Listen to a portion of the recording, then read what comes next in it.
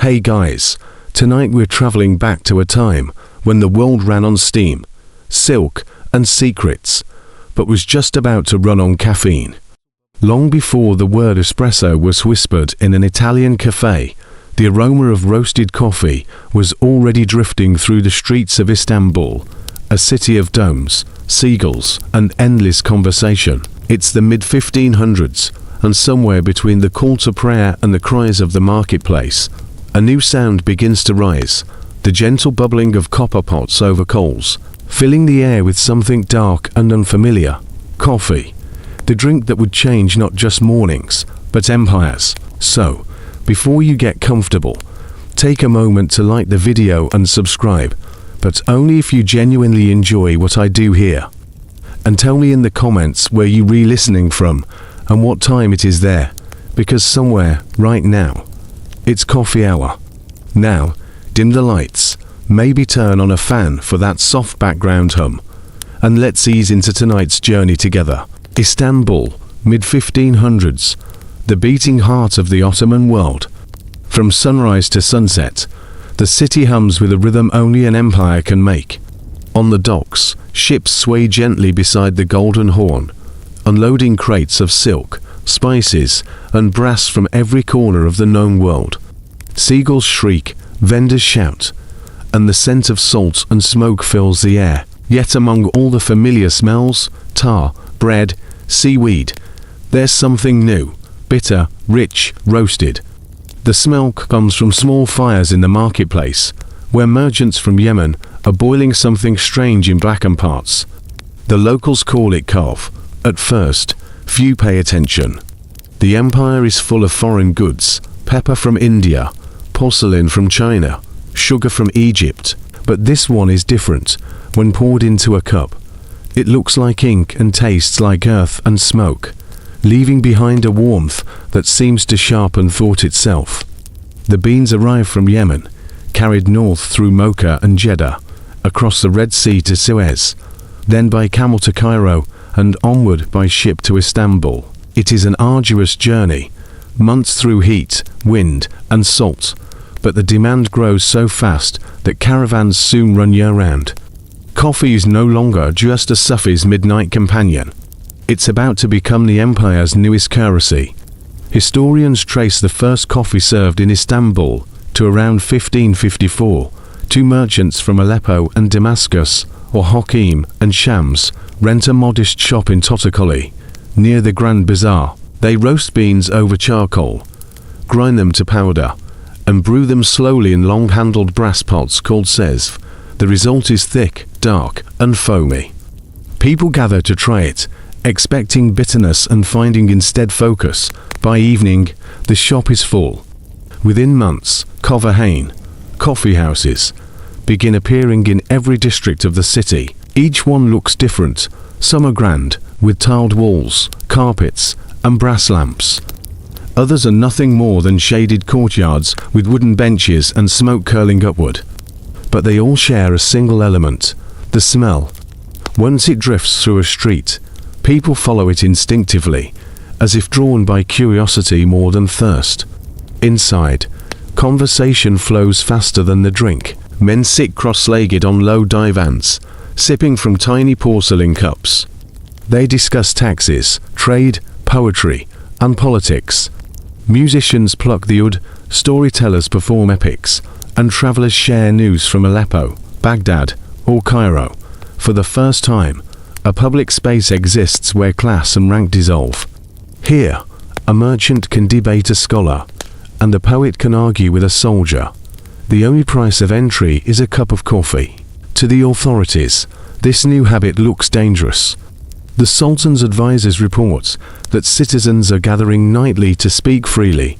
The ulama, religious scholars, argue that coffee might intoxicate the mind like wine, making it sinful.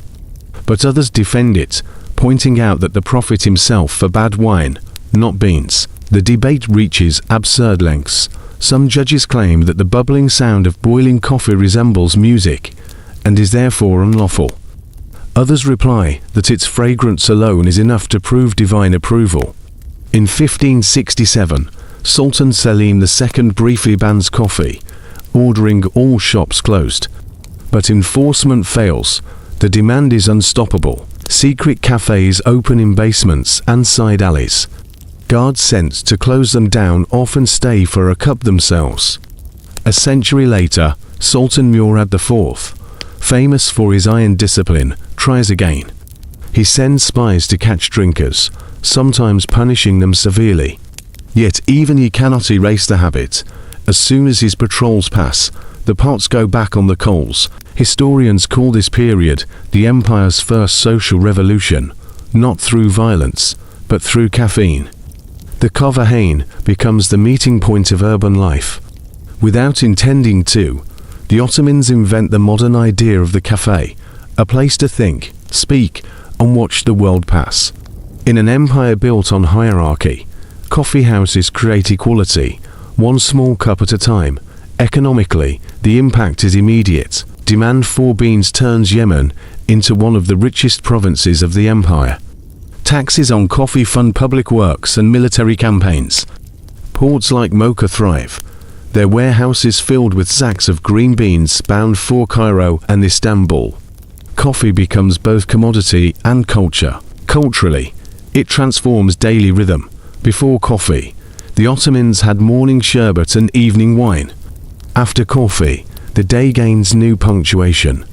Morning begins with a cup. Afternoon business pauses for another. Evenings stretch longer, as merchants stay awake to count profits or compose letters.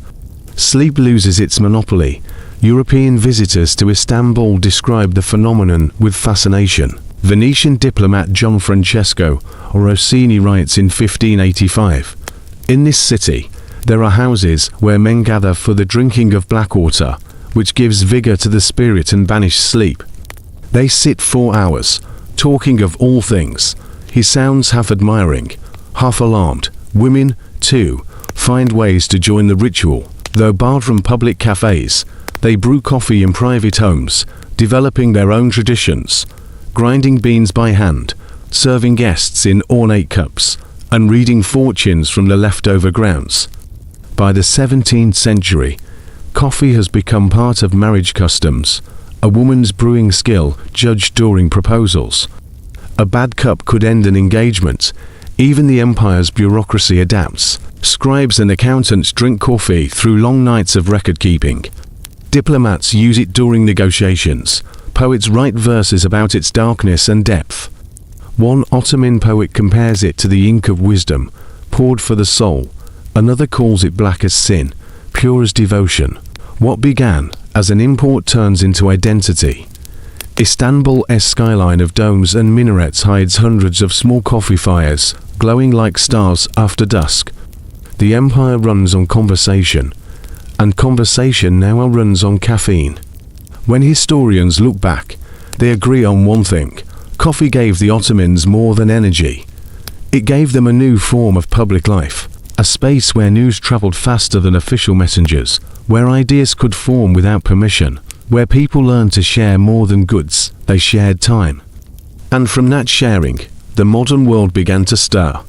Because somewhere between those steaming cups and smoky ceilings, the empire discovered something stronger than conquest: connection. The first Ottoman coffee houses appear as grand enterprises, but as quiet experiments. Around 1554, 2 merchants from Syria, Hakim from Aleppo and Shams from Damascus, open a small shop near Totakoli, in Istanbul's bustling market quarter. The district already pulses with the sound of trade, the hammering of goldsmiths, the chanting of spice sellers, the calls of camel drivers. Yet something different happens when these 2 men begin to roast beans. A strange, rich aroma spills into the street, cutting through the usual smells of salt, tar, and incense.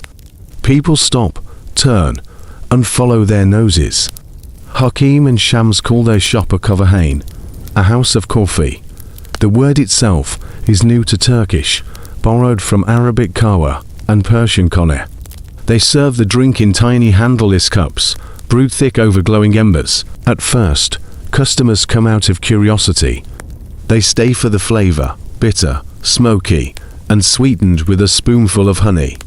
They return for the company, Within months, imitators appear. By 1560, coffee houses spread across Istanbul like wildfire. Every neighborhood wants one. The merchants near the Grand Bazaar, the scholars of Fatih, the sailors of Galata. Each cafe develops its own character. Some are elegant, lined with silk cushions and mosaic tiles, serving the city's elite. Others are rough and dim, built for fishermen and porters who can afford only one cup, but make it last all evening. The city's rhythm begins to change. After the final call to prayer, instead of going home, men drift toward the glowing windows of the Kavahain. Inside, the air is thick with smoke, not from tobacco yet, that comes later, but from braziers burning aromatic wood. Coffee boils in small pots called sezv, stirred with long brass spoons until a foam rises like dark cream. The clink of porcelain cups becomes the new sound of nightfall. Every table hums with talk. Scholars quote verses from the Quran. Poets recite stanzas by candlelight. Merchants whisper about caravan prices. Storytellers, medders, perform epics about heroes and tricksters, imitating voices, gesturing wildly to laughter and applause. News travels faster here than through official channels. A single rumor about a war or a royal decree can circle the city by sunrise. The coffee house becomes the empire's unofficial printing press, powered by memory and caffeine.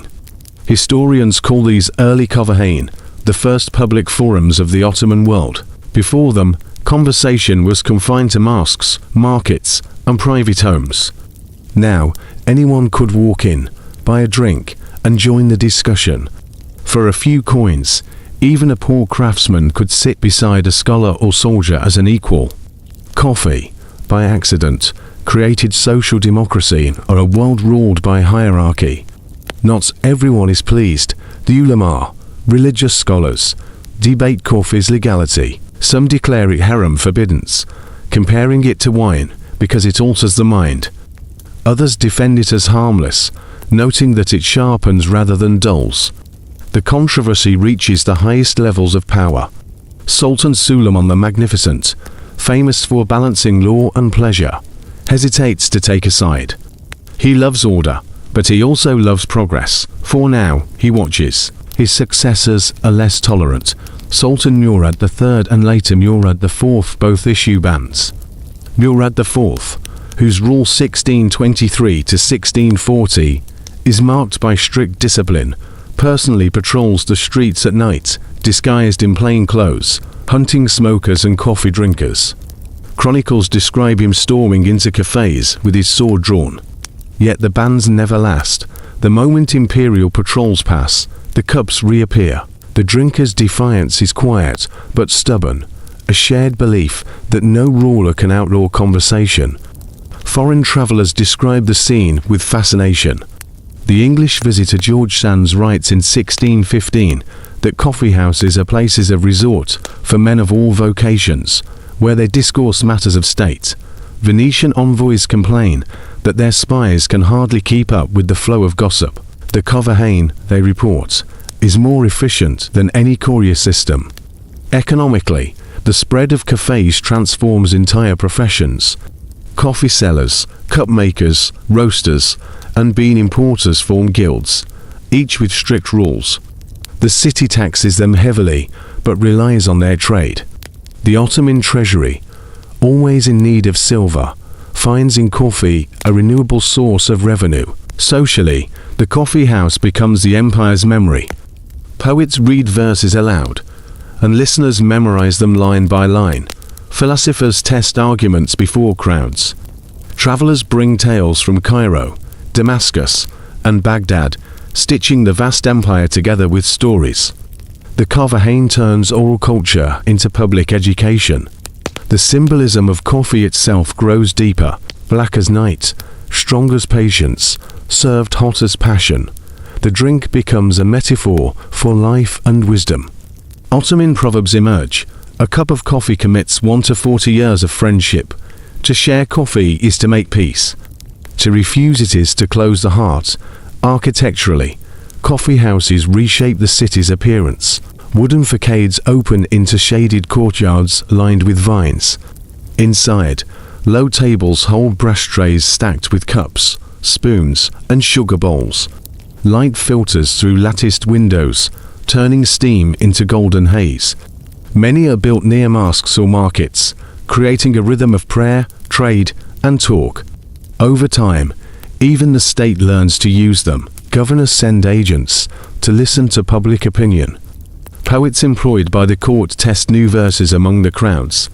Naval officers recruit sailors from the docks' coffee stalls. What begins as private leisure becomes civic infrastructure. By the early 1600s, Istanbul hosts hundreds of kahvehanes. Each has its regulars, its rituals, its favored storytellers. In one, only chess players meet. In another, poets. In yet another, merchants wait for news of ships. The cafes become maps of the city's mind, living archives of what people think, fear, and dream. Historians now describe this transformation as one of the most profound cultural shifts in the Ottoman world. A single beverage changed the empire's daily life, turning nights into laboratories of thought. The same idea would later reach Paris, Vienna, and London, where coffee houses become penny universities. But the blueprint, the prototype of global cafe culture, is born here, along the Bosphorus, under the slow swirl of smoke and conversation. By the time the first European visitors begin copying Ottoman recipes and decor, the kahvehane is already an institution. Its rules are simple. Everyone is welcome, speech is free, and refills depend only on your patience. What began as a curious import from Yemen has become the Ottoman Empire's most enduring gift to the world. A space where words are as valuable as coins. By the late 1500s, the kahvehane had become as common in Istanbul as the mosque and the market. They filled alleys and courtyards, their entrances marked by the smell of roasted beans and the faint music of conversation. Yet, for all their popularity, coffee houses carried an air of danger. The Ottoman elite feared them almost as much as they loved them. For religious scholars, the ulama, coffee was a problem that didn't fit neatly into scripture. It wasn't wine, yet it seemed to excite the senses. It wasn't medicine, yet it changed the body's rhythm. Could something that sharpened thought also cloud judgment? The debate divided the empire's thinkers for decades. Some clerics declared coffee haram, forbidden like alcohol. They argued that anything causing stimulation, laughter, singing, passionate debate, led believers astray. A famous preacher in Istanbul, Kadazad, thundered that coffee houses were gateways to idleness and sin. He accused them of spreading gossip, political mockery, and moral decay. He wasn't wrong about the gossip, but the sin was mostly intellectual. Others defended the drink. The physician Hekim Mehmed Effendi wrote that coffee clears the head, quickens the mind, and strengthens the memory. In Yemen, where the beans first reached Ottoman hands, Sufi mystics had long used coffee to stay awake through night prayers. To them, caffeine was not temptation, but discipline, a tool to fight sleep, not virtue. Between these poles, moral panic and spiritual approval, coffee spread even faster. Every attempt to suppress it only increased its mystique. The first official ban came under Sultan Selim, the second in the 1560s. He ordered all cafes closed, calling them houses of mischief, but merchants complained, guilds protested, and the streets filled with the smell of beans again within weeks. The habit had already sunk too deep into daily life. The bans continued, each more severe. Sultan Murad III renewed them. His grandson Murad IV, famous for his iron will, took things further. Disguised at night, he prowled Istanbul's streets, searching for smokers and coffee drinkers. Chroniclers describe him bursting into cafes, overturning pots, and punishing owners. Yet even he, the most feared ruler of his era, couldn't fully extinguish the ember. The next morning, as the patrols vanished, shopkeepers quietly reopened their doors. Historians still argue why coffee houses survived every decree. Partly, it was economics. Too many people earn their living from coffee. But mostly, it was human nature. People craved not only the drink, but the connection it created. The Coffee offered warmth, friendship, and the right to speak one's thoughts, luxuries rarer than sugar. European visitors recorded the contradiction with fascination. A Venetian ambassador wrote in 1589, "The Turk will fear his sultan, but not abandon his cup." A century later, an English traveller observed, "The law forbiddeth coffee, yet in every lane it steams." For the empire, coffee had become what tea would later be for Britain, an identity disguised as a drink. Even its enemies couldn't resist it. Ottoman officials, who banned public coffee houses, often brewed the same beverage in private. Diplomats, imams, and even palace eunuchs indulged behind closed doors. The hypocrisy was open and universal, which only made the drink more irresistible. Coffee also entered diplomacy. When foreign envoys visited Istanbul, hosts offered small cups of kaf instead of wine, a gesture of refinement and respect. Refusing was unthinkable. The ritual spread across embassies and trade missions. Serving coffee became a sign of Ottoman sophistication, a statement that the empire, though devout, understood luxury. Still, beneath the civility, anxiety brewed. The court feared that coffee houses bred sedition. Within their smoky walls, men discussed imperial politics, taxes, and military failures. Poets recited verses mocking corrupt officials. News and rumors spread faster than state proclamations. The government began sending informants to listen. Spies sat among scholars, pretending to play chess while noting every name and word. Yet even the surveillance couldn't drain the joy from those rooms. Patrons learned to speak in metaphor and humor, veiling dissent behind poetry. They called the Sultan the moon, taxes clouds, and coffee the sea that drowns fatigue. Everyone understood the code. The cafes became theaters of subtle rebellion, witty, careful, and unstoppable. Outside the capital, provincial governors copied the trend. Aleppo, Damascus, Cairo, and Baghdad filled with their own coffee. Some served travelers, others scholars or soldiers. Each city developed a distinct flavor: the smoky Alpine brew, the spiced Cairo roast, the sweet Damascus pour. Across the empire, a single culture united millions of people through one simple act: sharing a cup. The religious resistance, though fierce, slowly softened. By the 17th century, most scholars admitted that coffee caused no intoxication and therefore could not be forbidden. Some even praised it as a moral alternative to alcohol. Preachers who once condemned the cafes began frequenting them themselves. The moral panic dissolved into habit.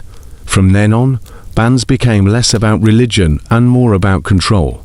Coffee houses gave the empire something new, a public voice. In an age before newspapers, they became both the newsstand and the newsroom. And in an empire built on obedience, that freedom tasted stronger than caffeine. By the late 1600s, coffee was no longer just tolerated, it was celebrated. Coffee service became an art form. Brass pots were polished until they gleamed. Sugar and cardamom were added to enhance aroma. Porcelain cups, imported from China, became symbols of refinement. The Coffee evolved from suspicion to pride, from danger to tradition. Still, traces of its rebellious birth lingered. Even centuries later, Ottoman rulers referred to coffee houses as places where the pulse of the people could be heard, a poetic way of saying they were impossible to silence. And so, the empire kept drinking. Every ban faded like steam. Every decree dissolved in the heat of a fresh brew. In the end, the Ottomans learned the same lesson every ruler who has faced a popular habit eventually learns: you can outlaw almost anything, except comfort shared among friends. By the early 1600s, coffee houses had become established across the Ottoman Empire. They operated in Istanbul, Cairo, Damascus, Aleppo, Baghdad, and the port cities of the Red Sea and the Eastern Mediterranean. Contemporary travelers, merchants, and official documents describe their layout, clientele, and daily function in consistent detail. Coffee houses, or Coverhain, were open to men of different classes: scholars, artisans, soldiers, merchants, and government clerks. They often occupied central locations near mosques, markets, or caravanserais. Most were furnished with low benches, cushions, and charcoal braziers. Coffee was brewed in small metal pots, sezv, and served in handleless porcelain cups, placed on brass trays. The beverage itself was made from beans imported from Yemen. The trade route began in the Yemeni highlands, where coffee was grown in the provinces of Makkah and Taiz. From there, beans were shipped through the Red Sea to the port of Jeddah, then transported overland to Cairo and Alexandria. Ottoman merchants and tax officials controlled much of this movement. Ships from Alexandria carried the beans to Istanbul and other major ports, including Izmir and Salonika. The organization of coffee supply was regulated by imperial decree.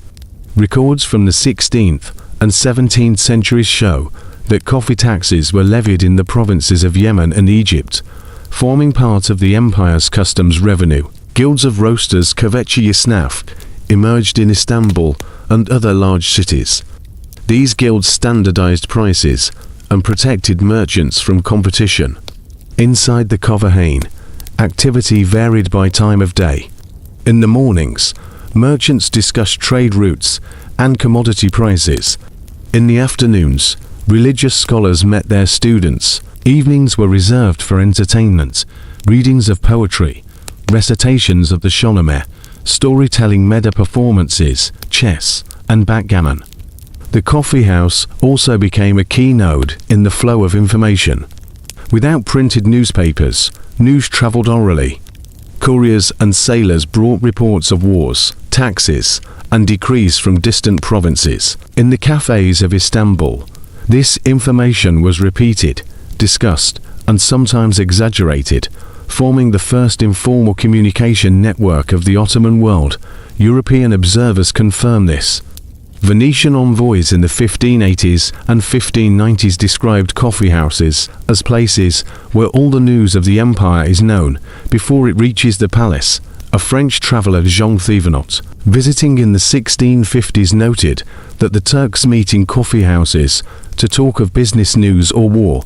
English traveller George Sands made a similar observation earlier in 1615. Government surveillance reflected this importance. Ottoman chronicles mention that the authorities sent officials, sometimes disguised, to monitor conversations. Some bans on coffee houses, including those under Sultans Murad III R. 1574 to 1595, and Murad IV R. 1623 to 1640, were justified by fears that such gatherings spread political rumors or criticism of officials. Despite intermittent closures, coffee houses continued to operate throughout the 17th century. In many cases, they reopened under new names or in different locations. Their persistence suggests strong social and economic dependence on the institution. Even during Prohibition periods, coffee sales continued privately in homes and markets. Coffee houses influenced multiple aspects of Ottoman life. They contributed to the growth of urban identity, encouraged literacy through readings, and helped maintain professional networks. In port cities such as Izmir, they hosted foreign merchants and interpreters. In inland centers like Bursa and Konya, they functioned as meeting points for local guilds. By the late 1600s, their presence was normalized. Legal opinions fetvas issued by scholars, such as Ebu Suud Effendi, allowed coffee as long as it was not intoxicating. Tax records from the same period list coffee houses alongside bakeries and bathhouses as standard urban businesses. The physical number of coffee houses in Istanbul grew steadily. Ottoman archives from the reign of Mehmed IV, 1648 to 1687, mention several hundred establishments. Evliya Çelebi, in his Seyahatname Book of Travels, written around the same time, claimed there were over 500 coffee houses in the city, many of them associated with particular professions, sailors, poets, or artisans. Coffee houses became recognized gathering places for transmitting news and forming social ties. By the 18th century, they were integral to the Ottoman city's social infrastructure, used for hiring laborers, recruiting for military service, and organizing caravans. Modern historians, using archival sources and travelers' accounts, identify the Ottoman Kahvehane as the first large-scale example of a public venue designed for both commerce and communication. Its influence reached beyond the empire, shaping later European cafe culture. Coffee reached the Ottoman world through the trade systems connecting Yemen, Egypt, and the Eastern Mediterranean. The earliest large-scale production took place in the Yemeni highlands, particularly in the regions of Taiz, Haraz, and Ib, where the climate was suited for Coffea arabica. By the early 1500s, cultivation had expanded under Ottoman rule. After the empire annexed Yemen in 1538, coffee became an officially taxed commodity.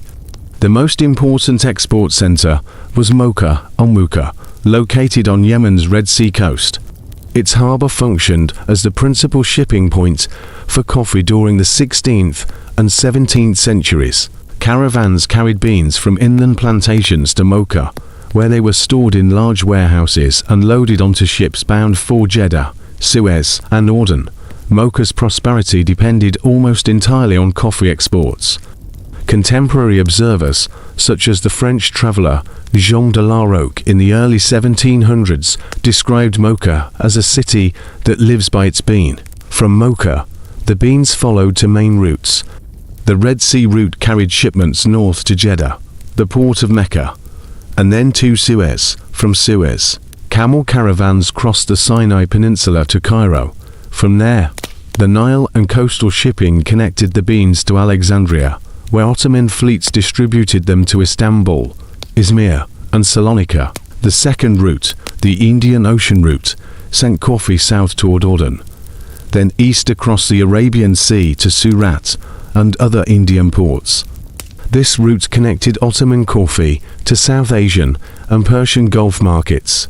Ottoman officials controlled coffee trade through customs duties, gumruk vergisi, and transit taxes. Surviving registers from the 1500s and 1600s list coffee as part of taxable imports and exports. Revenues from Yemen's coffee trade supported both local administration and imperial finances. Documents from the 17th century show that the governor of Yemen collected a coffee export duty that contributed directly to the Ottoman treasury in Istanbul. Ships carrying coffee were usually part of mixed cargo fleets. Besides beans, they transported spices, incense, and textiles. Merchant groups from Hadramaut, the Hijaz, and Egypt participated in the trade. The goods were often carried on Arab dhows, wooden vessels suited to the monsoon winds of the Red Sea and Indian Ocean. Coffee was packed in coarse sacks of palm fiber or leather. Merchants measured it by weight, using the kinta around 45 kilograms. Price lists from Ottoman Egypt indicate that coffee became one of the most valuable imported goods of the 17th century, surpassed only by spices and sugar. By the late 1500s, the beverage had spread throughout the empire. Coffee houses operated not only in Istanbul, but also in Damascus, Aleppo, Cairo, and Baghdad. The growth of these establishments stimulated demand, which in turn expanded production in Yemen. Ottoman officials encouraged cultivation to meet domestic consumption.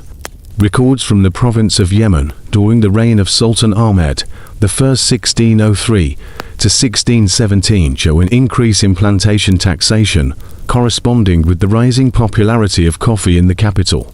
Trade centers along the route developed specialized roles: Mocha, collection, taxation, and export.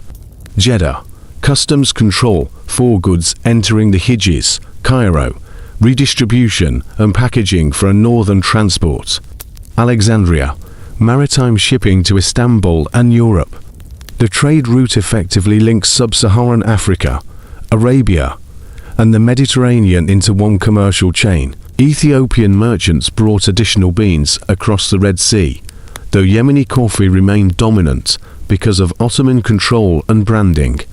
Mocha coffee became a recognized term in international commerce. European merchants joined the trade early. The Venetians, with permission from Ottoman authorities, purchased coffee through Alexandria and Istanbul. By the mid-17th century, the Dutch and English East India companies were buying Yemeni coffee directly at Mocha and shipping it to Europe. These activities gradually weakened Ottoman monopolies, but expanded global demand. Transportation from Yemen to Istanbul typically took several months. The Red Sea crossing to Suez lasted 2 to 3 weeks, followed by a 2-week caravan journey to Cairo. Then another sea voyage of similar length to the empire's northern ports. The complexity of this logistics chain made coffee expensive. In Istanbul, £1 could cost the equivalent of a week's wages for a laborer in the 1600s. Despite the cost, consumption continued to grow. Coffee became a symbol of refinement in Ottoman urban culture. Elite households employed servants specifically to roast and grind beans. The Kahveci Bozi, chief coffee maker, held an official position in the imperial palace. His duty was to prepare coffee for the sultan and high officials, a sign of both privilege and precision. By the 17th century, coffee had become one of the Ottoman Empire's most valuable export commodities. Yemen's economy depended heavily on it, and European interest ensured high prices. The port of Mocha reached its peak between 1650 and 1720, when it handled the majority of the world's coffee supply. When new plantations appeared in Dutch-controlled Java in the late 1600s, the monopoly began to decline. But for nearly 2 centuries, the Ottomans had controlled the world's access to coffee. Through its ports and trade routes, the empire turned a regional beverage into a global commodity. By the 17th century, coffee had evolved from a social novelty into a structured economic system within the Ottoman Empire. The beverage's popularity created an entire chain of production, taxation, and trade that connected farmers in Yemen to drinkers in Istanbul. Surviving ledgers, imperial decrees, and merchant records allow historians to reconstruct the financial mechanisms that sustained the coffee industry. The Ottoman state treated coffee as both a taxable luxury and a stable source of income. Provincial governors in Yemen, Egypt, and the Hijaz collected duties on each shipment exported through Mocha and Jeddah. These duties were known as Gumruk Resmi customs tax and Bakwaykov coffee duty. Part of the revenue remained in local treasuries, while the rest was forwarded to the central administration in Istanbul. Tax receipts preserved in Ottoman archives show that revenues from coffee were often earmarked for specific expenses, such as shipbuilding and the upkeep of garrisons along the Red Sea route. The trade was largely organized by guilds and merchant associations. In Istanbul, the Coffee Sellers Guild, Kahveci Esnaf, regulated retail prices, quality standards, and apprenticeships. Each coffee house owner had to register with the guild and pay membership fees. The guild also negotiated with municipal authorities to maintain supplies and prevent shortages.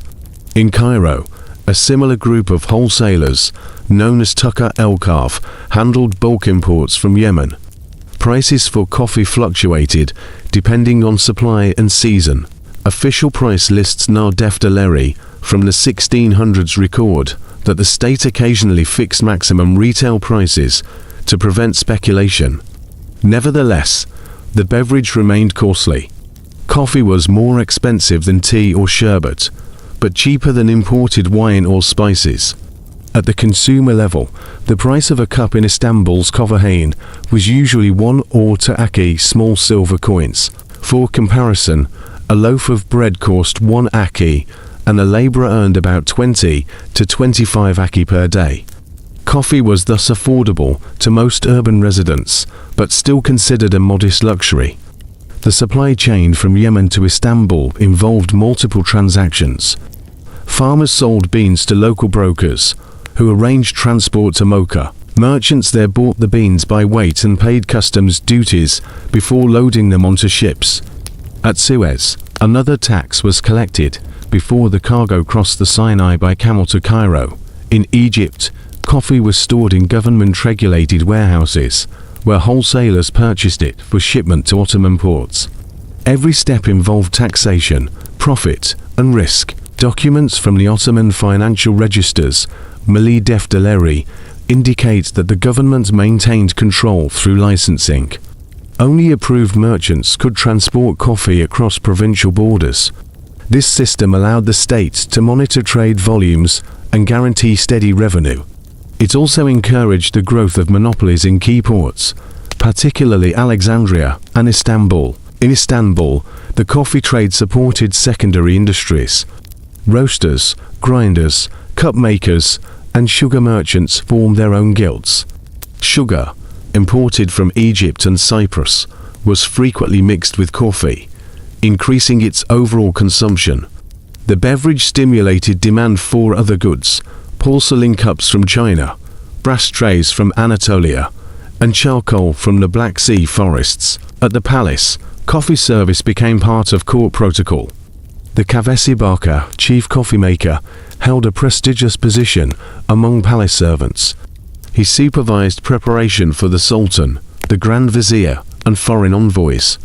The position was mentioned in court registers as early as the reign of Sultan Ahmed I, 1603 to 1617. Palace consumption was symbolic. Coffee represented discipline, refinement, and control. Fiscal records also show that the empire profited indirectly through customs on imported luxury items related to coffee culture. Porcelain cups, silver spoons, and sugar were all subject to tariffs. Merchants importing these goods to Istanbul paid duties at Galata or Üsküdar docks, expanding the financial reach of coffee beyond the bean itself. Outside the capital, coffee served as a stabilizing factor in provincial economies. In Aleppo, Damascus, and Izmir, coffee houses became commercial hubs where contracts were negotiated and accounts settled. Local officials often collected taxes directly from these establishments rather than through intermediaries. In Damascus, 17th century records list coffee houses among taxable properties alongside inns and baths. The high profitability of the trade led to occasional abuses. Some governors in Yemen and Egypt increased duties without imperial authorization, prompting complaints from merchants. The central administration responded by sending inspectors to restore the fixed tax rates. These episodes show how important coffee revenue had become to the empire's fiscal stability. European participation began to shift the balance. By the late 1600s, merchants from Venice, the Netherlands, and England purchased coffee directly from Mocha, bypassing Cairo and Istanbul. Although this reduced Ottoman profits from customs, internal consumption remained strong enough to sustain the domestic market. By the early 18th century, coffee was one of the top 5 taxable commodities in the empire, alongside grain, salt, tobacco, and textiles. Official budget summaries from that period estimate that coffee revenues covered a significant portion of naval expenditures in the Red Sea and Mediterranean. Economic historians interpret the Ottoman coffee system as one of the earliest examples of a vertically integrated trade network, a continuous chain linking production, taxation, and consumption under state supervision. Its efficiency and entrance allowed the empire to dominate global coffee supply for nearly 2 centuries. In everyday life, the economics of coffee also reflected the rhythm of society. The sound of roasting beans marked the start of morning business. The smell drifting through narrow streets signaled evening gatherings. Each cup poured in a Kovahain represented not only a personal pleasure, but also the endpoint of a complex network of labor, taxation, and trade stretching from Yemen's terraces to the imperial palace. During the 16th and 17th centuries, the Yemeni port of Mocha, Al-Muka, became the central hub of the global coffee trade. Located on the Red Sea coast, roughly halfway between the Bab el-Mandeb Strait and the highland coffee-growing regions, Mocha was ideally positioned for export. Its sheltered harbour, accessible year-round except during strong monsoon winds, allowed constant traffic between Arabia, Africa, and the Indian Ocean. The Ottomans annexed Yemen in 1538, establishing administrative centers at Tawiz, Sana'a, and Mocha. Ottoman officials recognized the commercial potential of the bean almost immediately. Within decades, Mocha's economy revolved almost entirely around coffee exports. By the early 1600s, imperial records list Mocha as one of the highest revenue ports in the southern provinces.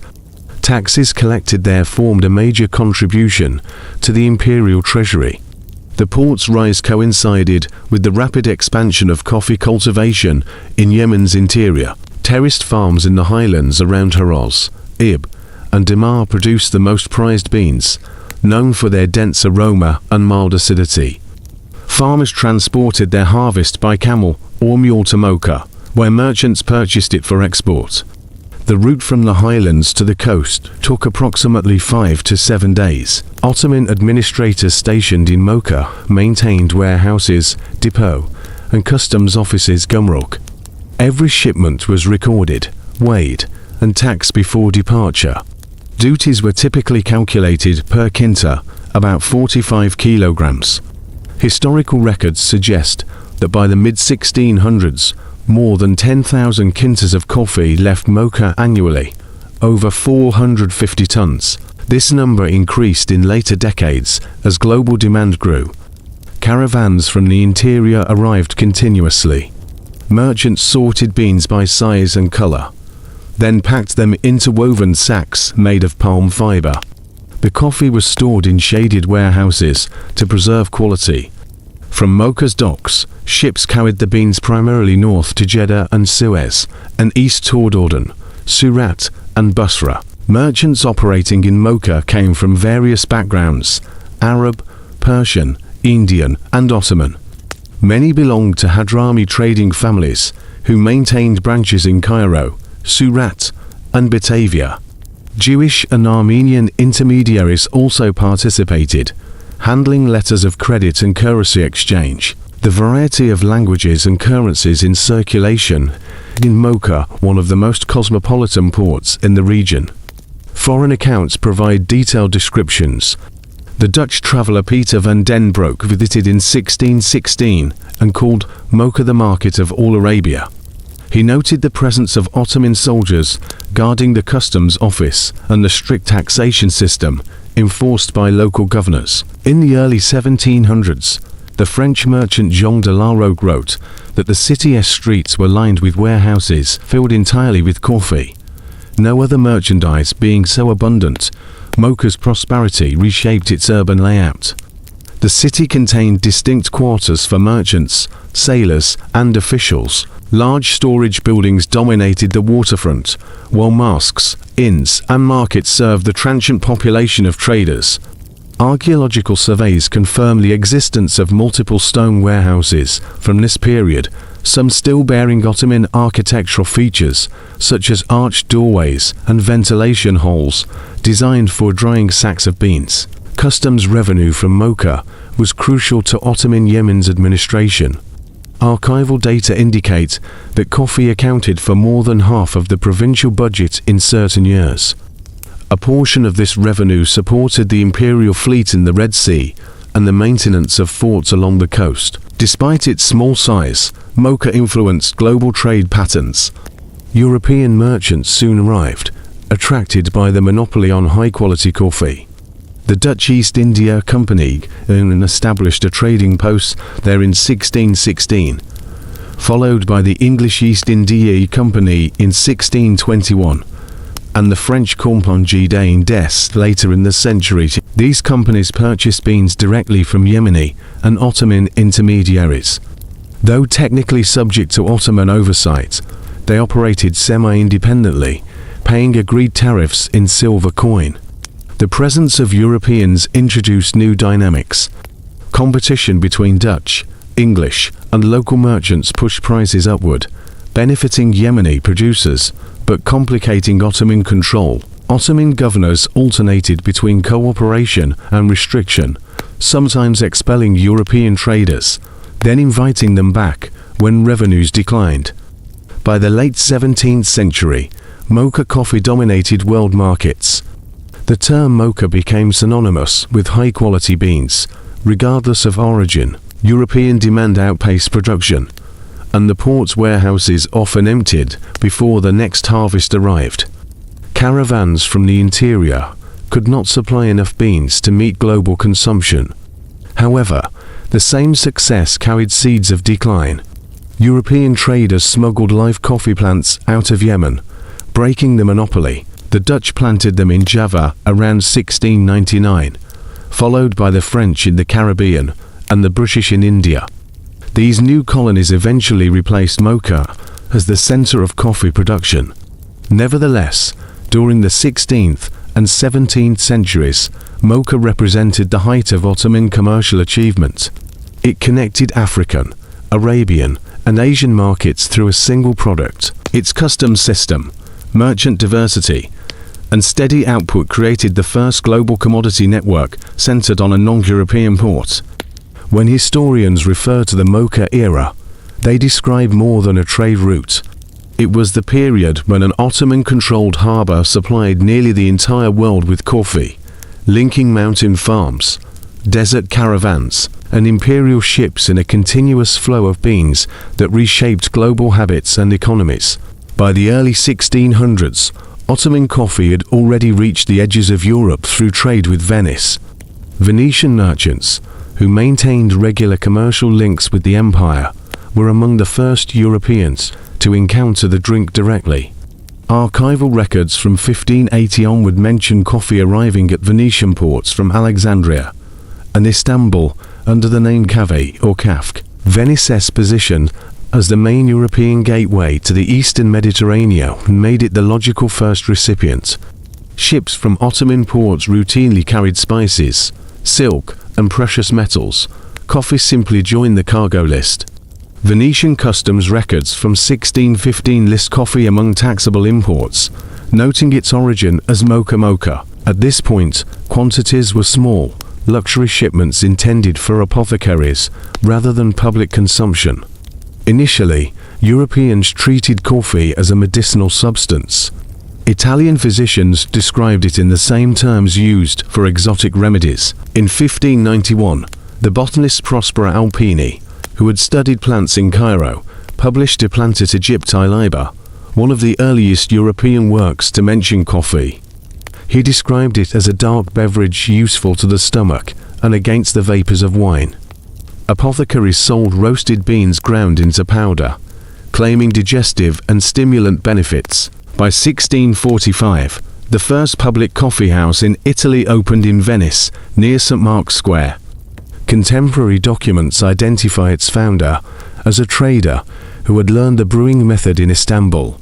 The establishment served kafk ala Turka, Turkish-style coffee prepared in small pots and poured unfiltered. The drink quickly gained popularity among merchants and scholars. From Venice, the practice spread north. Coffee houses appeared in Oxford 1650, London 1652, Paris 1672, and Vienna 1685. All these early European cafes modeled themselves on the Ottoman Kavahain, gathering places centered on conversation and business. Furniture, serving sets, and even architectural design were copied directly. Venetian traders supplied the first coffee beans to these establishments, almost all imported from mocha through Ottoman intermediaries. Venetian trade routes ensured steady supply. Merchant fleets left Venice for Alexandria several times a year, returning with coffee, sugar, and spices. The voyage took around 6 weeks. From Alexandria, coffee traveled overland to Cairo and Suez, then by ship through the Red Sea to Mocha. The entire chain, Mocha to Suez to Venice, operated under Ottoman supervision. Venetian merchants paid customs duties in each port, which significantly increased the price by the time the beans reached Europe. Coffee's arrival in Europe coincided with major cultural changes. In Catholic regions, church authorities debated whether drinking it violated fasting rules. In 1600, Pope Clement VIII famously tasted coffee before issuing judgment. According to multiple contemporary accounts, he declared it permissible, allegedly saying, "This drink of the infidels is so delicious that it would be a sin to let only Muslims enjoy it." The story, though possibly apocryphal, illustrates how closely coffee was associated with the Ottoman world. Economic data from the late 1600s show Venice importing several hundred tons of coffee annually. Customs rates on the beans generated significant income for the Republic. Venetian traders re-exported part of the cargo to Central and Northern Europe, turning coffee into a profitable transit commodity. The cultural impact was immediate. Venetian cafes became centers of news, politics, and literature, mirroring their Ottoman counterparts. Travelers described the same scenes: men gathered around small tables, reading letters or discussing trade. The word kafk entered Italian vocabulary directly from Turkish kaf. The beverage's association with the Orient, exotic, refined, slightly mysterious, made it fashionable among the upper classes. Other European powers followed Venice's example. The Dutch, English, and French all purchased coffee through Ottoman intermediaries before establishing their own supply routes. For nearly half a century, however, the entire European market depended on Ottoman-controlled trade. Mocha coffee, shipped via Alexandria and Istanbul, remained the standard by which all others were judged. Diplomatic correspondence between the Ottoman Empire and Venice in the 17th century frequently mentions coffee as a shared interest. Venetian ambassadors stationed in Istanbul reported fluctuations in bean prices and availability, as these directly affected trade revenues at home. The Republic even issued special licenses allowing merchants to import coffee directly from Ottoman ports without paying the usual Mediterranean tariffs. By the late 1600s, the flow of coffee through Venetian hands had transformed not only commerce, but also daily habits across Europe. Within one generation, coffee shifted from a rare curiosity to a staple of urban life. Its introduction changed the structure of social interaction, replacing taverns with sober, conversational spaces similar to the Ottoman Kovahain.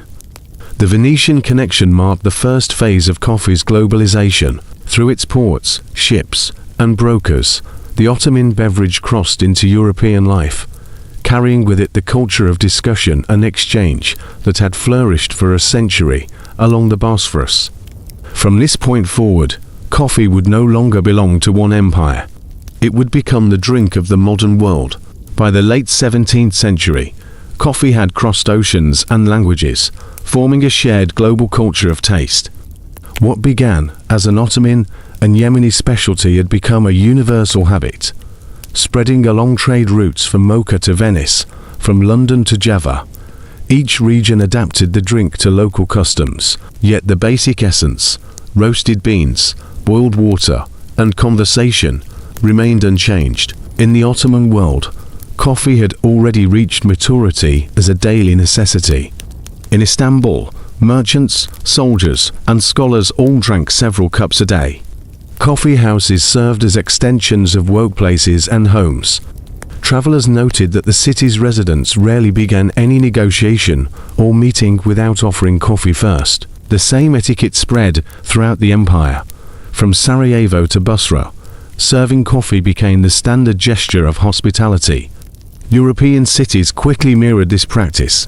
The first English coffee houses appeared in the 1650s. Their founders were often merchants or travelers who had lived in Ottoman territories and brought back the brewing method. The earliest known establishment, opened by Pasqua Rossi in London in 1652, advertised its drink as a Turkish beverage. Its menu described coffee as something that quickens the spirits, makes the heart light, and banishes drowsiness. In France, the first coffee house opened in 1672 under an Armenian named Pascal, who served Café à la Turque in Paris near the Saint-Germain Fair. Within a decade, cafes had multiplied across the city. French diarists compared them to Ottoman Kovahain, noting the same blend of conversation and business. Vienna followed soon after. opening its first cafe in 1685, using beans captured from Ottoman supplies after the Battle of Vienna, 1683.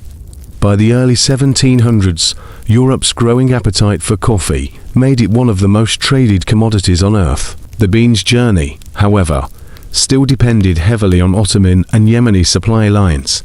European demand intensified prices in Mocha and Alexandria, enriching Ottoman merchants and creating an early form of global price coordination. The product's identity remained linked to its origin. Mocha coffee or Turkish coffee became labels of quality. Coffee brewed in the Ottoman way, thick, unfiltered, and served in small cups, set the standard for sophistication. European aristocrats imported Ottoman-style porcelain, says pots, and sugar spoons. Portraits from 17th century France, Italy, and England frequently depicted nobles holding coffee cups as symbols of cosmopolitan taste. At the same time, brewing techniques began to diversify. In Northern Europe, people started filtering coffee and adding milk or cream, producing a lighter beverage. In the Mediterranean, the old Ottoman method prevailed. Despite these variations, the sensory core, the roasted aroma, the dark color, and the association with alertness unified the experience across continents. The global supply chain adjusted to meet this new demand. Ottoman ports remained central in the 1600s, but European companies sought direct control of production. The Dutch East India Company established plantations in Java around 1699 using plants smuggled from Yemen.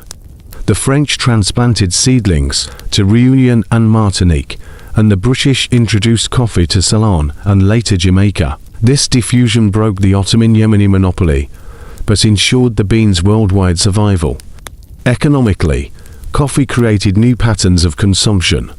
In Europe, it replaced morning ale and afternoon wine, encouraging sobriety and prolonged work hours. In the Ottoman Empire, it functioned as both refreshment and ritual. The drink linked merchants across languages and religions. Contracts were discussed over coffee, peace offerings sealed with a cup, and social visits punctuated by its preparation. Documents from Ottoman court culture illustrate the same phenomenon. The Kavesi Baka, or chief coffee maker, had become a recognized palace position by the early 17th century. Serving coffee to the Sultan was considered an act of trust. Poisoning through the cup was a known risk, so the post was reserved for loyal attendants. Miniature paintings from the period depict this ritual, an attendant kneeling before the throne, presenting a golden tray with steaming cups, while the Sultan gestures in acceptance. By the 18th century, coffee's symbolic power transcended geography. Whether in an Istanbul cafe, a Paris salon, or a London trading house, drinking coffee signified intellect, alertness, and participation in a wider world. It was both an individual pleasure and a shared identity, a mark of modernity. Historians refer to this phase as the globalization of taste. It was the first time a single food or beverage connected distant populations through identical habits. Coffee's spread anticipated other global commodities such as tea, sugar, and tobacco, but it differed in one key aspect. It encouraged dialogue rather than intoxication. Across empires, the act of drinking coffee meant conversation, observation, and thought. Trade statistics confirm the scale of this transformation. By 1720, European imports of coffee had increased more than tenfold compared to a century earlier. The Dutch alone exported hundreds of tons annually from their colonies, while Ottoman ports continued to supply the eastern Mediterranean and northern Africa. Culturally, the boundaries between Ottoman coffee and European coffee began to blur. In many languages, the word for coffee retained its Ottoman roots: kahve in Turkish, kahwa in Arabic, kafk in Italian, coffee in English, kava in Slavic tongues. This linguistic continuity preserved the memory of its origin even as production shifted overseas. In every major city, Istanbul, Paris, London, Vienna, Amsterdam, coffee houses became synonymous with urban life. They hosted poets, merchants, scientists, and politicians. Ideas exchanged there would later influence revolutions, scientific societies, and literary movements, yet all of it traced back to the first smoky rooms of the Ottoman Kahvehané, where conversation and caffeine first intertwined. By the 18th century, coffee had achieved what few commodities ever had, a shared ritual across religions, languages, and continents. Its taste united empires, while its trade divided them, an ordinary drink that became the symbol of a global era. By the 17th century, Ottoman coffee houses had developed into more than places of refreshment. They became centers of intellectual life. In an empire that stretched across 3 continents, the Kahvehané functioned as the public university of the common citizen. No tuition, no schedule, only the price of a cup. Within the walls of these establishments, an entire spectrum of urban society met: scholars, ulama, poets, zar, government clerks, artisans, soldiers, and traveling merchants. This mix of backgrounds created a unique space where ideas circulated freely. Conversations touched on literature, theology, philosophy, and politics. Without printing presses or formal newspapers, these discussions served as the main channel for public debate. Historical sources confirm this role.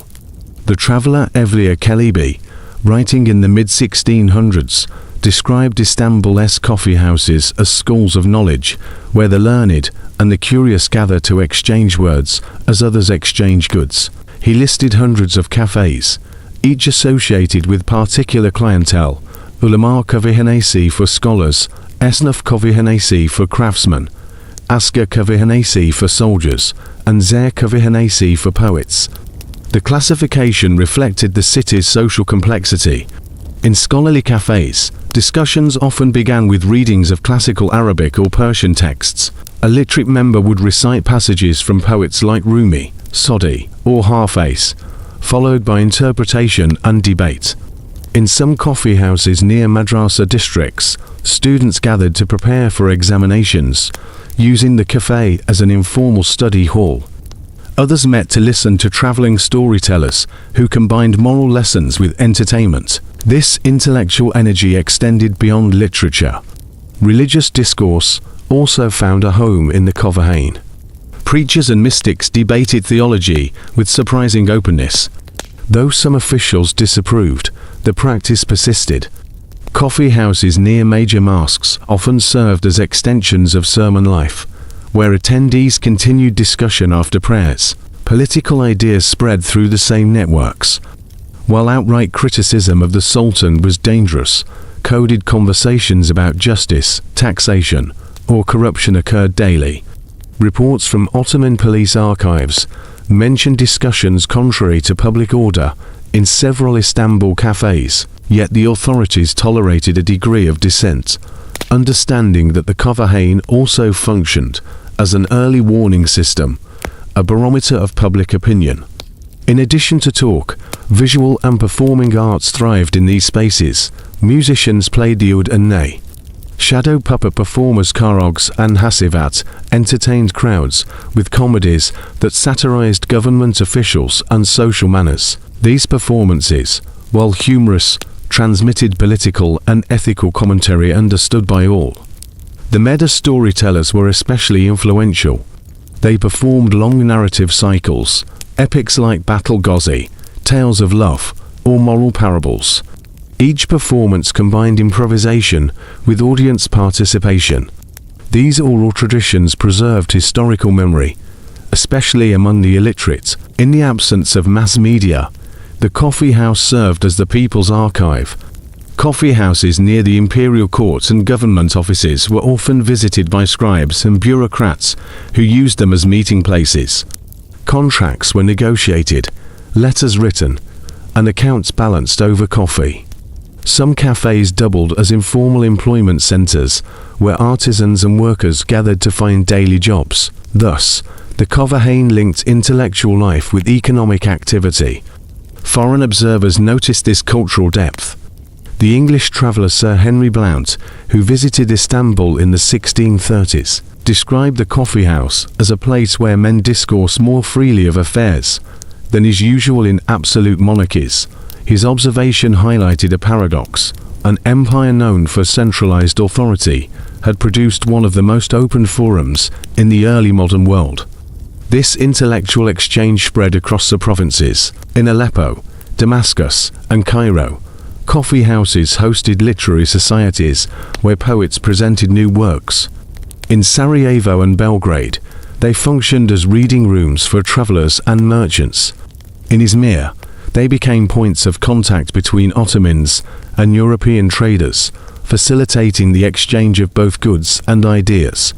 Some Ottoman officials recognized the importance of these discussions and occasionally participated. Grand Vizier Köprülü Mehmed Pasha, 1656 to 1661, known for administrative reforms, reportedly consulted merchants and scholars who met regularly at certain coffee houses in Istanbul. His successor, Köprülü Fazıl Ahmed Pasha, continued this practice, using such informal gatherings to gauge the public's mood. By fostering open communication, coffee houses indirectly contributed to intellectual developments beyond their walls. The 17th and 18th centuries witnessed a revival of Ottoman historiography, geography, and moral philosophy. Scholars like Katip Çelebi and Naima worked in an environment enriched by public debate, an atmosphere where ideas traveled from cafes to manuscripts. Women's participation, while more private, paralleled this trend. Within homes and harems, women gathered for their own coffee rituals, sharing literature and poetry. These domestic salons influenced taste and style, indirectly shaping the broader culture of refinement. By the 18th century, the intellectual function of coffee houses was firmly established. They provided not only entertainment, but also education, networking, and the circulation of knowledge. The drink that once symbolized suspicion had become the empire's most powerful social connector. In retrospect, historians identify Ottoman coffee houses as precursors to the European Age of Enlightenment salons. Both institutions democratized information by allowing ideas to move horizontally rather than top-down. The Kovahain was, in effect, the empire's first information network, built not on paper, but on speech, memory, and caffeine. Through thousands of nightly conversations, the Ottomans turned a foreign being into a native institution and transformed leisure into learning. Long before printed newspapers or formal academies, the empire's citizens already shared something remarkably modern, a culture of public thought over a cup of coffee. In the Ottoman Empire, public coffee houses were almost exclusively male domains. Yet women developed their own distinct coffee culture, one that unfolded behind walls, in the intimacy of homes, courtyards, and palace chambers. While men debated politics and poetry in Kovahain, women transformed coffee into a symbol of domestic refinement, social status, and subtle power. Historical records, travelers' journals, and palace inventories reveal that coffee held a central role in Ottoman household life by the 17th century. Within the imperial harem, the ritual of preparing and serving coffee was an established part of daily routine. The palace employed designated coffee servants, kavesi barkakadınlar, whose task was to roast, grind, and brew the beans for the sultan's wives, concubines, and visiting dignitaries. The process was ceremonial. Beans were roasted in small pans, ground with brass mortar, and brewed in elegant pots. The coffee was poured into porcelain cups, imported from China, or local Iznik ceramics decorated with tulip motifs. These were placed on silver or gold trays, often inlaid with jewels. The ritual reflected rank. Higher status women received coffee in finer vessels. Palace registers list dozens of sets, some gifted from foreign ambassadors. Outside the palace, similar customs appeared among urban households. In Istanbul, Damascus, and Cairo, wealthy women organized morning or afternoon gatherings known as kahve coffee assemblies. These events combined hospitality and conversation, echoing the intellectual tone of men's coffee houses, but conducted in private. Guests discuss family alliances, marriages, fashion, and literature. Serving coffee with grace became a mark of cultured upbringing. Marriage negotiations frequently included coffee as part of the ceremony. When a suitor's family admitted the bride's home, the young woman prepared and served the beverage. According to tradition, her demeanor and skill were carefully observed. The smoothness of the foam, the steadiness of her hand, and even her choice of cups symbolized patience, elegance, and domestic competence. Some regions developed variations of this custom that survive today. In the provinces, women in both urban and rural settings incorporated coffee into daily rhythm. Ottoman travelogues mention that women drank coffee early in the morning before beginning household work, and again in the evening after meals. Archaeological finds, including small coffee cups and roasting pans, confirm that female households participated actively in the consumption culture. Coffee also became a medium of communication. Women read fortunes from the patterns left in the coffee grounds, a practice known as full. Though regarded as entertainment, it also served as a discreet way to exchange personal opinions or advice. Full sessions appear in numerous folk songs, poems, and court records, illustrating their prevalence. Trade inventories demonstrate women's role in the economics of coffee as well. Many widows and wives of merchants invested in coffee supply and retail. Court documents from Istanbul and Bursa show female property owners leasing shops to coffee sellers and collecting rent. Women in port cities, such as Izmir and Salonika, participated in trade through male agents, financing shipments or lending money to roasters. These activities, though indirect, expanded women's economic influence. In rural Yemen, where the beans originated, women also participated in cultivation. Ethnographic parallels and tax registers from later centuries suggest that women worked alongside men in harvesting and sorting. Their labor sustained the flow of beans that supplied the empire's markets. Inside the imperial harem, coffee played a diplomatic function. Visiting foreign women wives of ambassadors or traders were often received with elaborate coffee service.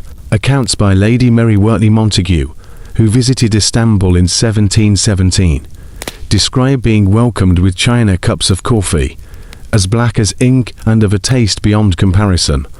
Her detailed letters introduced Ottoman domestic customs, including women's coffee rituals, to European readers.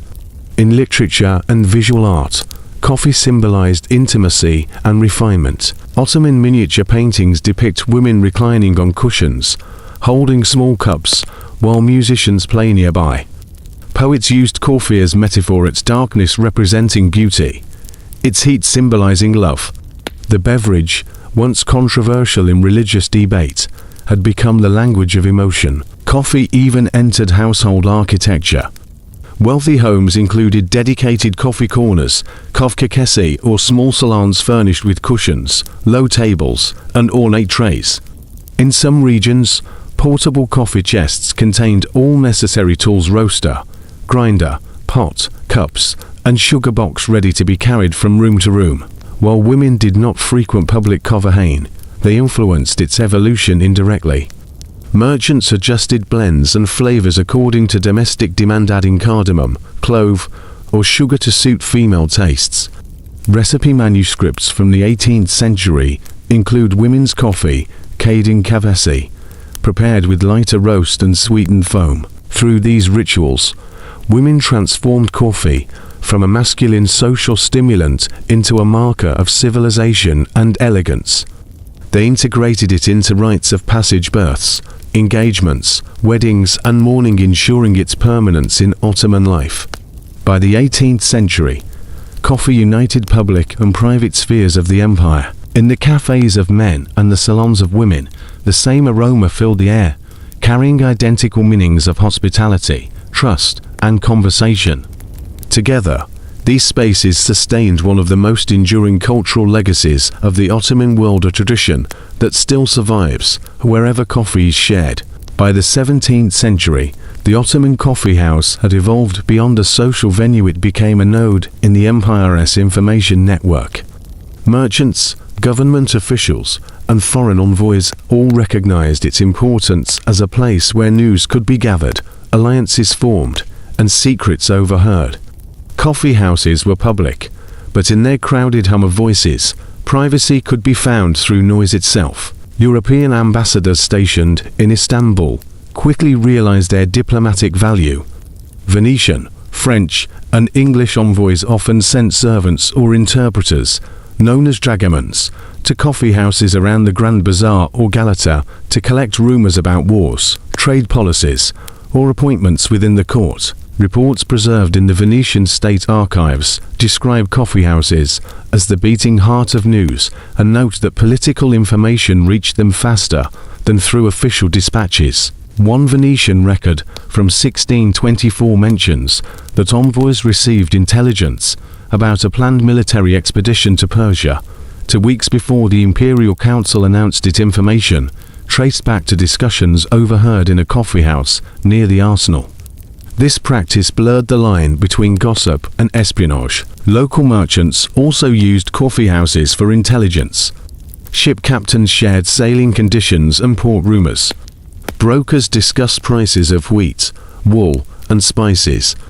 Caravan leaders exchanged updates about road safety, tolls, and desert weather. In an empire stretching from Hungary to Yemen, coffee houses served as informal exchange offices for knowledge. Ottoman officials were aware of this role.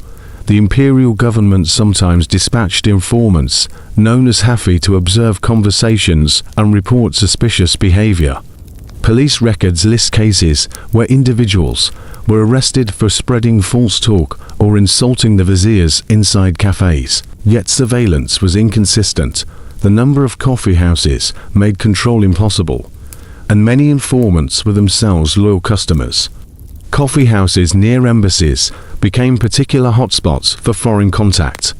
The district of Pura, Beyoklu in Istanbul housed diplomatic missions from Venice, France, England, and the Netherlands. Travelers' accounts describe multilingual gatherings in nearby cafes, where Ottoman scholars, Levantine traders, and European interpreters conversed in a mix of Turkish, Arabic, Italian, and French. Here, trade agreements, letters of introduction, and private deals often began over a single shared tray of coffee. Coffee's role in diplomacy extended beyond the empire's borders. The serving of Ottoman-style coffee became a standard feature of official receptions. When foreign envoys visited Topkapi Palace, the ceremony included a presentation of sweetmeats and coffee prepared by the Kavesibaka, chief coffee maker. Contemporary descriptions of these events emphasize the precision of the ritual. Attendants approached silently, offered cups on golden saucers, and withdrew without a word. The gesture symbolized refinement and hospitality. The beverage also appeared in written diplomacy. Several 17th century letters between Ottoman sultans and European monarchs mention coffee as a token of goodwill. One letter from Sultan Mehmed IV to King Louis XIV of France in 1669 refers to our black drink that enlivens friendship. Though metaphorical, the phrase illustrates how closely coffee was associated with diplomacy and civility. Merchants took advantage of this symbolic capital. European traders who sought permission to operate in Ottoman ports often presented fine coffee sets as gifts to governors or customs officials. Surviving gift inventories include silver trays, carved wooden boxes filled with roasted beans, and porcelain cups marked with the word mocha. Such gestures smoothed negotiations and reflected awareness that coffee represented both culture and commerce. The city of Aleppo was especially significant for these exchanges, as the main inland entrepot connecting Mediterranean and Mesopotamian trade. Aleppo's coffee houses hosted merchants from Venice, Marseille, and London. Business correspondence from the English Levant Company shows that contracts for textiles, dyes, and spices were regularly discussed in coffee houses before being finalized in consulates. The mixture of commerce and conversation mirrored Istanbul's example on a smaller scale. In Cairo and Alexandria, similar patterns emerged. Coffee houses served as meeting places for agents of the French and Dutch East India companies. These firms relied on local intermediaries, often Ottoman Greeks, Armenians, or Jews who could negotiate in Arabic and Turkish. Coffee facilitated trust, as in Istanbul. Serving a cup was both a courtesy and a signal that the host welcomed negotiation. The global trade in coffee also created diplomatic friction. European powers sought to bypass Ottoman intermediaries to purchase beans directly from Yemen. Governors in Mocha and the Hijaz resisted, fearing loss of revenue. Correspondence between Ottoman administrators and the imperial center documents repeated complaints about Dutch and English merchants exporting beans without paying dues. The empire's attempts to restrict foreign access illustrate how closely coffee had become tied to state policy. Despite tensions, cultural exchange persisted. European envoys adopted Ottoman coffee customs in their own embassies, where receptions mirrored those at Topkapi. Paintings and descriptions from the 18th century in diplomats serving coffee to guests in small, gilded cups accompanied by rosewater or sherbet. The beverage had become a universal diplomatic language understood in Istanbul, Vienna, and Paris alike. By the early 1700s, intelligence networks built around coffee houses influenced both Ottoman governance and European policy. News of battles, treaties, and trade changes often reached European capitals through merchants who had first heard it in Istanbul cafes. The same mechanism spread economic trends, making coffee houses an early precursor to modern information markets. Thus, what began as a place of leisure evolved into an unofficial communications infrastructure. Within the quiet clatter of cups and the murmur of conversation, empires traded not only goods, but knowledge. Coffee connected the Ottoman world to the global stage, serving simultaneously as beverage, currency, and code. By the late 1600s, coffee had become a global commodity, and with it came imperial competition. What began as an Ottoman-controlled trade between Yemen, Cairo, and Istanbul now drew the full attention of European colonial powers. The Dutch, English, and French recognized that whoever controlled coffee would control one of the most profitable and culturally influential goods in the world. Until then, the Ottoman Empire's monopoly rested on geography. Yemen was the only region producing large-scale quantities of Coffea arabica, and Mocha was the only port authorized to export it. Ottoman officials carefully guarded the beans, even boiling them before export to prevent germination. Despite these efforts, European merchants eventually smuggled live coffee plants out of Arabia, breaking the centuries-old monopoly. The first successful theft occurred around 1616, when Peter van den Broek of the Dutch East India Company brought back a few plants to Amsterdam. As initial attempts to cultivate them failed, but by the 1690s, the VOC had obtained fertile seedlings through intermediaries in Yemen or possibly India. These were planted in the Indonesian island of Java, whose tropical climate proved ideal. By 1706, Dutch records mention the first successful harvest of Arabica Java coffee. The consequences were immediate. Within a generation, the Dutch established extensive plantations across Java and later Sumatra, transforming the region into the world's primary supplier. By the early 18th century, European markets received regular shipments of coffee grown entirely outside Ottoman control. The French followed closely. In 1714, the Dutch presented a coffee plant from Java as a diplomatic gift to King Louis XIV. It was cultivated in the Royal Botanical Garden in Paris. A few decades later, a French naval officer named Gabriel de Cleo transported seedlings to the Caribbean island of Martinique, where they flourished. From there, coffee spread to Guadeloupe, Saint-Domingue, Haiti, and later to the broader Americas. The British, seeking to match their rivals, introduced coffee cultivation to their colonies in Ceylon and Jamaica in the mid-18th century. The result was the complete globalization of coffee agriculture. The Ottoman monopoly, once absolute, was effectively gone. Economic records from European ports reflect this shift. By 1720, Amsterdam had become the primary distribution center for global coffee, exporting tons annually to Hamburg, London, and Paris. Prices dropped sharply as supply increased, allowing the beverage to move from elite luxury to daily staple. For the Ottoman Empire, the change was both economic and symbolic. Customs revenue from Mocha and other Red Sea ports began to decline. The once busy caravan routes between Yemen and Cairo saw reduced traffic. European ships, now able to source beans directly from colonies, no longer relied on Ottoman intermediaries. Yet within the empire, domestic consumption remained high. Istanbul continued to host hundreds of coffee houses. Yemen's farmers still produced beans for internal markets, and for neighboring Islamic regions like Persia and the Horn of Africa. What the Ottomans lost in export dominance, they retained in cultural influence. Ottoman-style coffee remained the model for brewing and serving across Eurasia. The global expansion of coffee also altered trade relationships. European plantations relied on enslaved labor, particularly in the Caribbean. This development contrasted sharply with the smallholder farming system of Yemen and Ethiopia. The shift represented a broader transition from a mercantile network of independent traders under Ottoman supervision to an industrial-scale colonial economy under European empires. The rivalry extended to branding.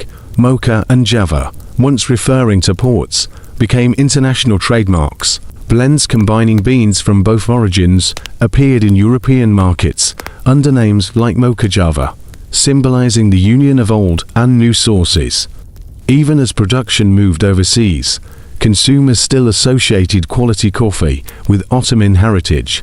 Diplomatic correspondence from the 18th century reflects Ottoman awareness of the loss. Governors in Yemen complained about declining tax revenues and competition from infidel coffee. Attempts to restrict European trade access failed, as local Arab merchants often cooperated with foreign buyers in exchange for better prices.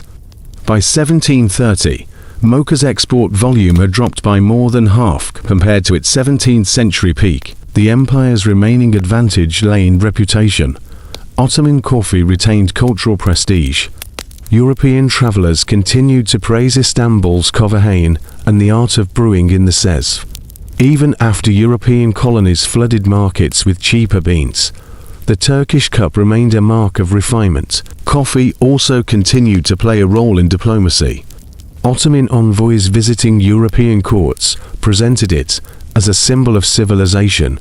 During the 18th century, ambassadors such as Yermiseki's Mehmed Kalebi, who visited Paris in 1721, organized coffee ceremonies to impress their hosts. These events influenced European court culture, inspiring fashionable Turkish corners and coffee rituals that mimicked Ottoman customs. In commercial terms, however, the balance of power had shifted permanently. The global coffee trade moved from Ottoman-led maritime routes to European-controlled plantations and shipping networks. Mocha, once the world's caffeine capital, entered gradual decline. By the early 19th century, most European consumers drank colonial coffee without realizing its Arabian origin. Historians view this period as the turning point when control of one commodity led the transfer of global power. The fall of the Ottoman coffee monopoly marked the rise of European economic dominance. Yet the cultural foundation, the café, the conversation, and the social ritual remained unmistakably Ottoman in origin. In that sense, the empire lost its trade, but not its legacy. The bean that had once traveled north from Yemen now circled the globe, carrying with it the memory of those first smoky rooms in Istanbul, where merchants and scholars shared ideas over a single, powerful cup. By the 18th century, the Ottoman coffee economy entered its gradual decline. The empire that had once introduced the world to coffee now faced a transformed global market dominated by European colonies. Yet even as the commercial monopoly weakened, coffee's cultural presence within Ottoman life remained unshaken and, in some ways, grew stronger. The causes of decline were primarily economic and logistical.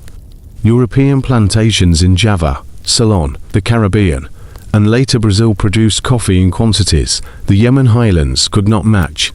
These colonies used large-scale agriculture and maritime transport powered by expanding European fleets. Meanwhile, Ottoman trade routes depended on camel caravans, wooden ships, and unpredictable monsoon winds. By 1750, records from the port of Mocha show a dramatic decrease in exports. The once busy harbour, which had handled thousands of tons annually in the 1600s, now saw fewer ships. The city's economy contracted. Its merchants migrated to Aden and Jeddah, where limited regional trade continued. The title Mocha coffee persisted in Europe, but by then, most beans bearing the name came from colonies rather than Yemen itself. The fiscal consequences reached Istanbul. Customs revenue from coffee imports into the capital declined, reducing funds for the Red Sea Fleet and Yemen's administration. The empire compensated by raising taxes on other commodities, but coffee never regained its former financial importance. At the same time, internal consumption continued to expand. Istanbul's population in the 18th century exceeded 600,000, and coffee houses multiplied to serve its residents. Evliya Çelebi's earlier estimate of several hundred cafes grew to well over 1,000 by the century's end. Each neighborhood had its own establishment, sometimes several. Even small villages maintained at least one kavahain as a communal gathering point. These establishments evolved in function as trade waned. The kavahain shifted from being centers of mercantile exchange to spaces of entertainment and civic life. New forms of art flourished there: shadow puppet plays, karaoke and hasivat, musical recitals, public readings of novels, and folk storytelling. Traveling performers made circuits across Anatolia and the Balkans, performing in coffee houses and transmitting news along the way. Coffee houses also reflected the changing rhythm of empire. In the 18th and early 19th centuries, as printing slowly expanded, cafes became places where newspapers were read aloud to audiences. The earliest Ottoman gazettes of the 1830s were distributed partly through coffee houses, maintaining their historical role as the empire's information centers. Architecture mirrored this transformation. The kavahain grew larger, incorporating courtyards and gardens. Some featured marble fountains and tiled walls. The finest examples stood near mosques and marketplaces, where visitors could move seamlessly between prayer, trade, and conversation. Many acquired distinctive identities. Avik Kavihanelleri hosted poets. Tufekski Kavihanelleri served soldiers. Semai Kavihanelleri featured musical performances accompanied by coffee and nergil. The clientele diversified as well. By the late 18th century, retired officials, clerks, and students filled the cafes during the day, while artisans and laborers gathered in the evenings. Some coffee houses became informal offices where petition writers or brokers conducted business. Others operated as debating halls for reformists and conservatives alike. The Ottoman state, aware of their influence, continued to monitor them closely. Police reports from the reign of Mahmud II, 1808 to 1839, mention surveillance of specific cafes suspected of discussing forbidden topics, particularly during the Tanzimat reform era. The beverage itself changed little.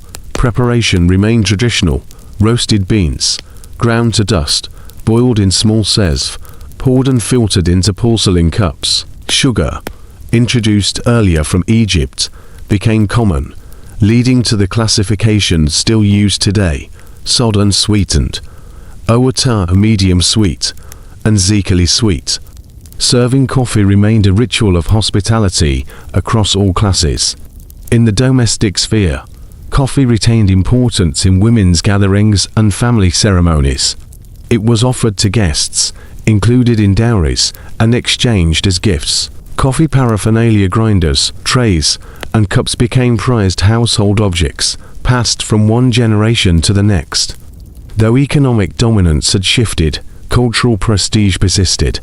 European travelers in the 18th and 19th centuries continued to admire Ottoman coffee preparation, calling it superior to colonial varieties. Writers such as Lady Mary Wortley Montagu, Richard Pocock, and Charles Texier described the taste and ritual in detail, reinforcing its exotic and refined image abroad. The Ottoman Empire also remained a center for regional trade. Coffee from Ethiopia and Yemen continued to pass through Jeddah and Cairo for distribution to the Islamic world. Pilgrims traveling to Mecca carried beans home as souvenirs, spreading the beverage throughout North Africa and Central Asia. During the 19th century, modernization reached even the Coverhain. In major cities, new establishments combined Ottoman tradition with European influences. Some featured mirrors, chandeliers, and printed menus. Others introduced reading corners and billiard tables. The word caf, borrowed from French, began to appear alongside Coverhain, marking a linguistic reflection of cultural blending. Despite these changes, the social essence remained intact. Whether simple or elegant, the Coverhain continued to serve as the pulse of Ottoman urban life, the meeting ground for neighbors, workers, poets, and travelers. When the empire's political and military power diminished, the aroma of coffee still bound its people together. By the end of the 19th century, global coffee production had shifted irreversibly toward Brazil, which by 1880 supplied more than half of the world's beans. Yet in the Ottoman lands, the act of serving coffee retained its symbolic weight. It represented hospitality, equality, and conversation, the same values born in Istanbul's first cafes 3 centuries earlier. In this final period, coffee ceased to be a source of imperial wealth, but remained the empire's most enduring cultural export. From Vienna's salons to Cairo's alleys, every cup still carried the memory of its Ottoman origin, a taste both humble and imperial, brewed from tradition than trade. When the Ottoman Empire entered its last century, coffee had already outlived sultans, wars, and trade monopolies. The empire that once controlled the global flow of beans had lost its colonies and maritime routes, but the ritual itself remained intact. Across Istanbul, Damascus, Sarajevo, and Baghdad, coffee still defined the rhythm of daily life, morning and evening, welcome and farewell. By the 19th and early 20th centuries, Coverhain were no longer just cultural spaces, they had become archives of memory. Inside, walls were lined with newspapers, photographs of poets, and sometimes portraits of fallen leaders. Tables carried the marks of decades of use, circles where hot cups had rested, the faint scent of charcoal and sugar woven into the wood. Coffee houses served as observation posts during Reform and Revolution. During the Tanzimat period, 1839 to 1876, intellectuals gathered in Istanbul's cafes to debate modernization, secular education, and constitutional law.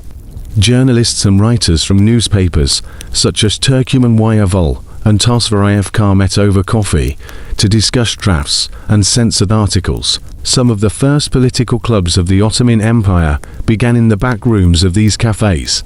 The late 19th century saw the rise of the Yeni Osmanlılar, young Ottomans, reformists who believed in constitutional monarchy and civil rights. Many of their early discussions took place in coffee houses near Beyazıt and Galata. These venues doubled as informal printing offices and distribution hubs for underground pamphlets. The authorities monitored them closely, but coffee's ubiquity made enforcement nearly impossible.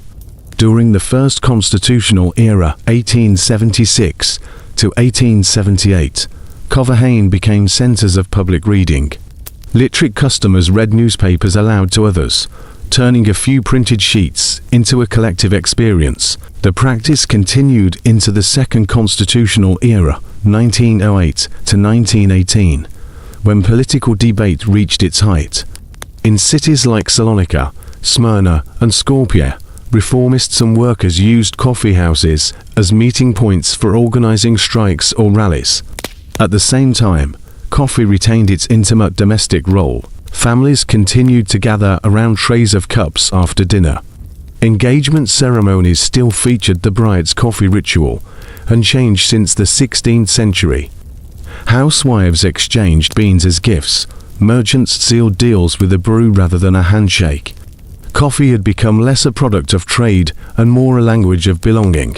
In rural Anatolia and the Balkans, coffee houses served as communal centers where local disputes were mediated, marriages arranged, and oral traditions preserved.